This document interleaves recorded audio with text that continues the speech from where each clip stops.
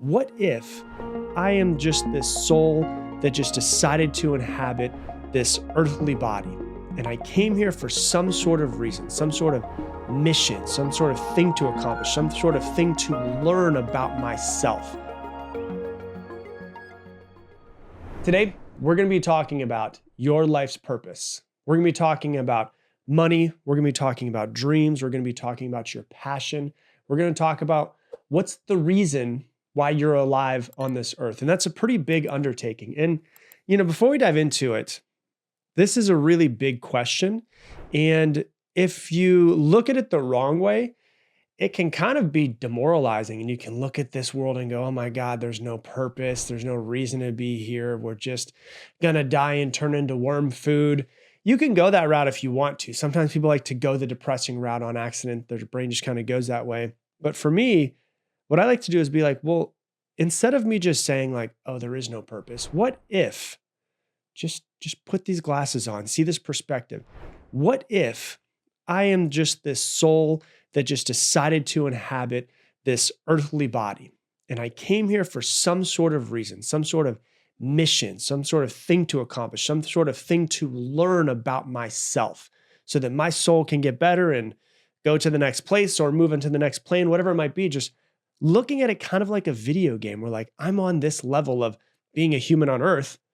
What am I supposed to learn from it? What's my purpose? What do I want to get out of it? And so I want to tell you this, before I really started looking at this, my first 27 years of life probably was all about like, how can I make money? Because for me, what I thought was that money meant safety. As I've grown older, I've come to realize that when I was younger, we didn't have any money. And I thought, what would make me feel more secure, what would make my life feel safer was if we had money so that therefore we didn't have to worry about it. So then as I grew up, I subconsciously kind of turned money into safety. And so I, as an organism wants to be safe, I need to make money because I need to be safe. And then I started unraveling and realizing like, that's not the reason why I'm alive, is just to make money. Like I know the richest person that I know is one of the most miserable people I know, worth billions of dollars. Money clearly doesn't buy happiness. So going and making more of it isn't going to make me happier. And I think I'm not alone in this. I think a lot of people go for success or achievements or money thinking that it's going to give them what they want in this world. But I promise you this, it's a hollow existence. It never will. And so, after I got fired from my high-paying sales position because they were, they decided, okay, should we let go of this person? Should we move them? And they wanted to move me. And so I kind of got fired. I kind of quit at the same time. I was like, just give me my severance and I'll figure it out. After I got rid of it and I was gone from there and I was making a bunch of money, making, as a 29-year-old, I was making over $200,000 a year. I had to make a decision. And my decision was I can one of three decisions, I guess. I can either continue working at this company, but take a different position. I didn't want to do that. I can start working for somebody else again. And, maybe I'll like that job. Or I have this feeling that I should follow this podcasting thing. I have this feeling I should go for this coaching thing. And at that time I was, 29 years old. I had been in self-development for 10 years. I had coached when I was younger, 2,000 salespeople on mindset and on sales and on becoming better. And I could do it, and I could probably go follow this thing. And for some reason, that felt like the right thing to do. Even though I could have applied for a job and made, at least six figures or multiple six figures at 29, 30 years old, I was like, I'm going to go for this thing that makes no sense right now. Because in 2015, when this all happened, when I first started the podcast, there was no money in podcasting. Nobody listened to podcasts. It wasn't the same as it is now where everybody and their mother has a podcast and everybody listens to them. The majority of the time when I would tell people I had a podcast, most people's response back to me in 2015 was, what is a podcast? And so it didn't make any sense.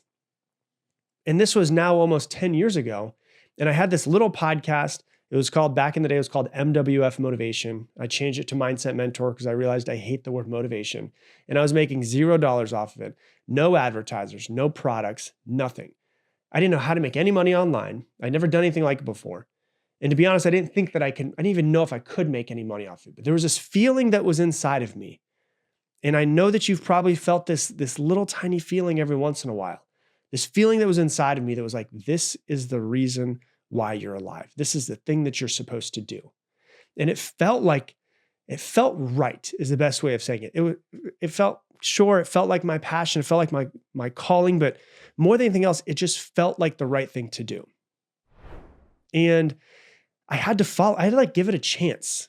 And I realized that I could have gone the other direction. I could have listened to my fears of this isn't going to work, the imposter syndrome of who's going to listen to you, you've got bills to pay, you've got all this, but I was like, I've got to go for it. Logically, looking at like facts, figures, numbers, where podcasting was at the time, how much money was coming into my bank account, how much money was not coming into my bank account. Logically, becoming a podcaster made no sense in the entire world. I could have gotten a high-paying job within the next couple months if I wanted to. But it felt right, like something felt right. And I had all of these fears of, I don't think that I can do it. I don't know if I can do it. I'm not good enough. I'm not smart enough. Why would somebody listen to me when they can listen to Tony Robbins? I had all these fears, but I had this feeling. Deep down inside of me, like, I think I should follow it. And if it doesn't work out, at least I tried. And I don't want to regret. I'd rather work hard than regret. The only thing worse than the pain of hard work is the pain of regret. And so I remember this quote that says, your fears will scream at you. Your inspiration will whisper. And I was like, man, my fears are screaming at me right now. Like screaming, go back, get another job. You've got a mortgage to pay for. This is stupid. Nobody wants to do this. You don't know any coaches. Nobody listens to podcasts. You're only 29 years old. Why would somebody listen to you? But I had this feeling, it was whispering. And I was like, hey, this feels like the right thing to do. Sometimes following your dreams doesn't make sense logically. In the moment, it doesn't make any logical, analytical sense. Most of the time, it doesn't. For some of you that are listening and you want to be a painter, it doesn't make a whole lot of sense to quit your accounting job to be a painter. And that's not what I'm saying to do. I'll talk a little bit more about that. If you want to be a musician, it doesn't make sense to leave your job as a, head of marketing to be a musician. If you're a creator, whatever it is. But sometimes you should try to follow that feeling at least a little bit. I'm not saying, and this is a big piece, I'm not saying quit your job and go follow this random feeling. Because I know for a lot of people, the feeling of having money come in is safety. And I would rather you have that safety and try out the other thing in your free time. When you get done from work, on the weekends, whatever it might be. You have maybe you work in healthcare, but you want to start an Etsy shop and you want to start selling jewelry in some sort of way. Well, you can still work in healthcare, and on your days off and on your evenings off, you can start that jewelry shop. You can put it on Etsy. On the weekends, you can go and you can go to a farmer's market and sell some of your jewelry there and see if it works. I'm not saying it has to be all or nothing. It can be a little bit until it becomes a little bit more and becomes a little bit more. And then it becomes actually a good idea to leave your job so that you can fund this thing because it's starting to take off and it's starting to fly. Sometimes you should follow that feeling at least a little bit. You'll always be afraid. I'll promise you this. Your fears will scream at you. Your inspiration will whisper at you. But what I want you to do is think about this with me real quick. If you're not really sure what your passion is, what your purpose is, completely okay. I always say that if you don't know what your purpose here on this life is, no big deal at this moment. But now that you're aware that you don't know what it is, it's not okay for you to wake up every single morning and not ask yourself the question, what is my purpose? And journal through it every single day until you find it. You need to wake up every single day. If it's really important for you to find your purpose, wake up every single day, meditate on it, ask yourself, what is my purpose? And journal through it every single day. You might find out in a week, you might find out in 2 weeks, you might find out in 2 years, but at least you find it. Some people never do because they never go on that journey to try to find it. And so one thing I want you to think about is, what would you do if money were no object? If money didn't exist, what would you do? What makes you come alive? And I understand that some of you guys have children, you have families, you have bills to pay. Me too. I get it. I'm not saying leave your job tomorrow so that you can go ahead and make necklaces on the side of the road, but I want you to think about What do you love to do so much that you would do for free? What if money were no object? What would you be doing?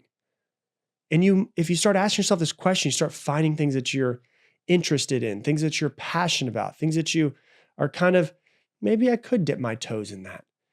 Like for me, if money were no object, I would still be doing exactly what I'm doing right now. People have asked me, if you had 1 week left to live, would you still do what you're doing? And my answer to that is yes. And the reason why is because I would want to get all of the knowledge that I think could help the world and my son out of my brain so that hopefully after I'm gone, I would still be able to impact people.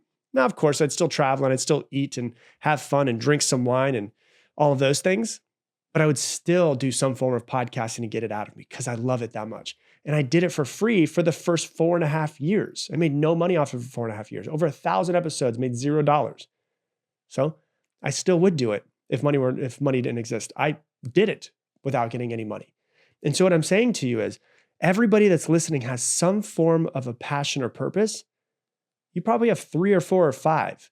And you might be sitting to this, you might be driving to a job that you don't want to go to right now, and you don't know what your passion or your purpose is. That's okay. It doesn't mean that it doesn't exist. It just means that you haven't found it yet. So why don't you start searching for it more? Why don't you literally search for it like a pot of gold that you know exists? Ask yourself what you want to do. If you haven't found what your passion is, you can't keep doing the same shit you've been doing. You've got to do something different because you haven't found. It's like digging, trying to find a pot of gold, and you're digging the exact same spot. It's not there. You've got to go somewhere else, do new things, try new hobbies. Put yourself out of your comfort zone. And then what I recommend is, once you find that thing that is the thing that you feel like you want to do, don't quit your job. But can you come up with some sort of transition plan? Can you say, okay, maybe you're sitting there and you're like, I do know I want to do, the example that I just gave a few minutes ago. I do want to start an Etsy shop for jewelry and do farmers markets and make money off of jewelry. And I do want to be the next Kendra Scott who becomes a billionaire off of making her own jewelry in her own house.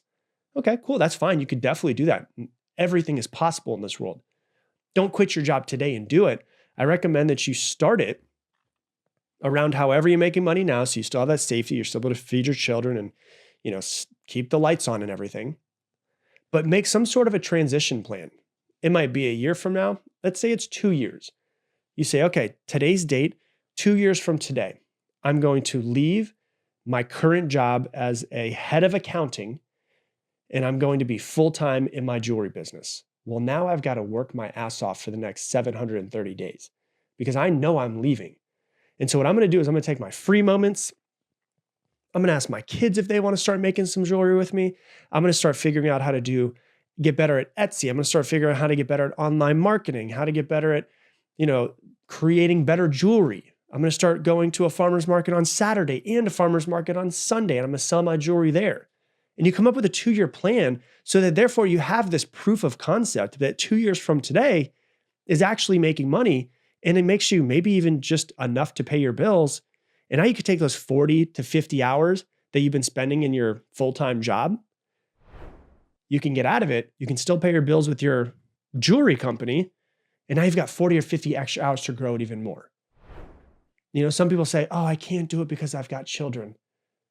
You have to understand, your children will follow in your footsteps. If they see you work a job that you hate in order to pay the bills, then they're going to think that what they need to do is make money in order to just pay the bills. If they see that your profession is just something that you do to make money, they will do the same. They will most likely follow in your footsteps. Even if you tell them not to, or you don't want them to, they will learn by what they see in you.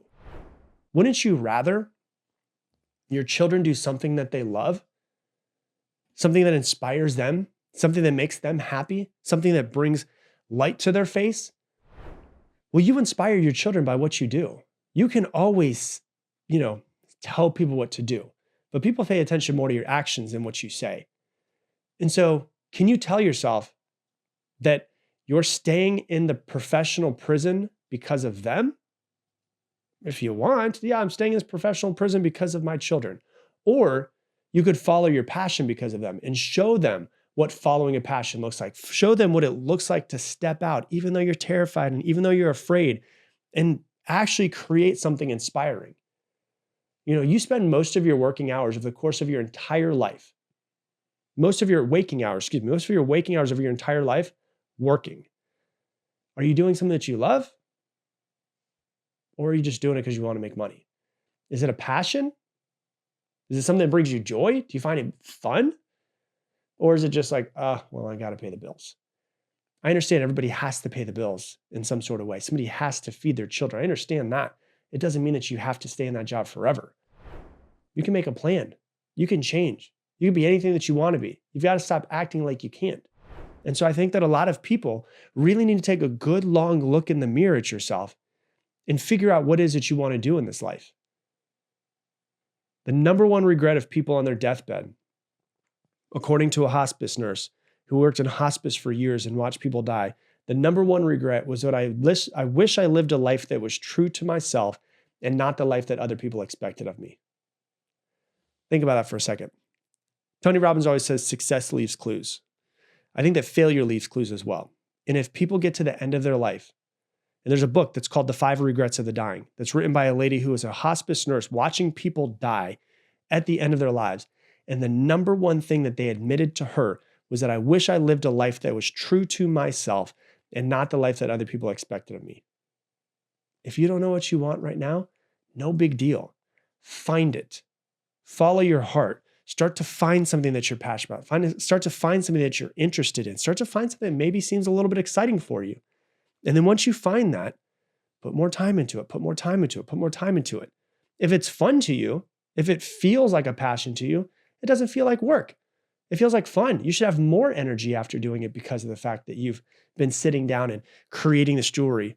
If you're sitting down creating the jewelry, sure, you might be tired after, but you're going to be inspired after. It was fun. It was amazing. You want to come back and do it the next day. You can't wait till you get off of work so you can come back and make more jewelry. Whatever it is that your passion might be. You have to learn that you've got this one life here. I don't know if there's another one. You don't know if there's another one. There's people that will tell you that there is another one. There's not another one. We go to some place after, we get a million of these. Nobody knows. We do know that we have this one. The thing that I don't want to do is get to the end of my life and wish that I would have done more. And so what you really need to do is figure out what is your purpose? What is your mission? What is your passion here? Try new things and then follow it with everything that you possibly can. And eventually, if you do make enough money to pay your bills, then you can leave your full-time thing to invest more time into your passion, which could possibly make you more money. So I recommend that you follow that life purpose of yours. Some of you guys listening right now, you already know what it is, but you're just too afraid to do it. I promise you this, you'll never regret it. The only thing that you'll regret is not following it. So that's what I got for you for today's episode. If you love this episode, please share it on your Instagram stories. Tag me in at Rob Dial Jr., ROBDIALJR. And like I said earlier, if you want to get my morning mindset priming routine lesson, go to morningpriming.com. It's absolutely free. Once again, morningpriming.com to get the lesson and build yours out so you can start to brainwash yourself consciously and subconsciously to create the life that you want.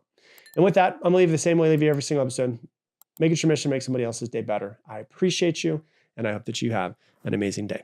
Hey, I hope that you love this video. If you do and you want to keep going, click this right here. Right here, YouTube thinks that this is the absolute best video for you to watch right now. So click it and enjoy.